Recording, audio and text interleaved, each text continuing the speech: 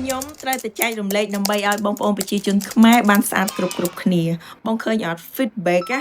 អូយបងអើយខ្ញុំនិយាយមែន BB Rose Premium ទៅដល់ទីណាកន្លែងណាឲ្យតែអ្នកបានទិញប្រើ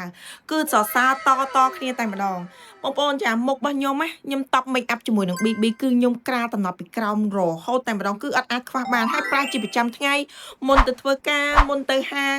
ទៅដើរលេងនៅស្រុកគេគឺវិចខ្ចប់ទៅតាមគឺតប់ជាប្រចាំតែម្ដងអ្នកទាំងអស់គ្នាដឹងមិនអត់ដោយសារវាជាប្រភេទ BB ដែលមានសាច់ស្ដើងសាច់ទន់សាច់ត្រជាក់សាច់ក្អូបតប់លើសាច់មុខអាជាតិសរោមរបស់វាធ្វើឲ្យផ្ទៃមុខរបស់យើងទន់គីឡូបែប bling អញ្ចឹងអ្នកនរគ្នាឃើញមុខរបស់ខ្ញុំគីឡូខំ smooth ជាមួយនឹងសាច់មុខហើយអ្នកនរគ្នាប្រើប្រាស់ជាប្រចាំថ្ងៃគឺរឹតតែល្អតែម្ដងដោយសារនៅក្នុង BB នេះវាមានជាតិសរោមរហូតដល់ទៅ 77% សម្រាប់ចូលទៅចិញ្ចឹមជំនួយបំពង់ផ្ទៃមុខបងប្អូនដែលគាត់មានបញ្ហាស្ងួតមានស្នាមច្រើនបិទបាំងស្នាមហើយអាមុខដែលបងប្អូនស្ងួតនឹងធ្វើឲ្យមុខបងប្អូនមានពន្លឺគីឡូចាំងហ្មងណាអញ្ចឹងដូចបងប្អូនអាន feedback របស់គាត់អញ្ចឹងប្រើអត់ស្អិតទេចាសាច់ BB នេះប្រើអត់ស្អិតទេ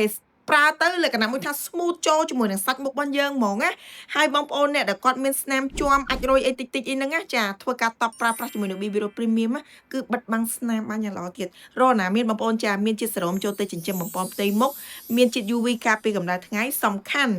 ចាតបលើសាច់មុខចូលអស់ហើយអត់កកប្រតិបតាទេបែកញើសមិនកណ្ដៅក៏អត់ហូរតាមជើងសាកដែរអញ្ចឹងបងប្អូនអាចធ្វើការទិញសាកយកទៅប្រើម្ដងសាកមើលតែម្ដងបងប្អូនចាបងប្អូនយក2 10យើងចុះជូន1ដុល្លារយក5 10យើងថែមជូន1ប៉ុន្តែខ្ញុំចង់ឲ្យបងប្អូនសាកតែម្ដងឯងដើម្បីអីតែម្ដងបានហើយព្រោះខ្ញុំដឹងថាបងប្អូនទិញម្ដងគឺបងមកទិញខ្ញុំ4 5 10ទៅទៀតហើយព្រោះអីលក់ដាច់ខ្លាំងណាស់ហើយអ្នកដែលគាត់ទិញជាលើកទី2មិនដែលទិញម្ដងគឺមានតែ2 10ហើយនឹង5 10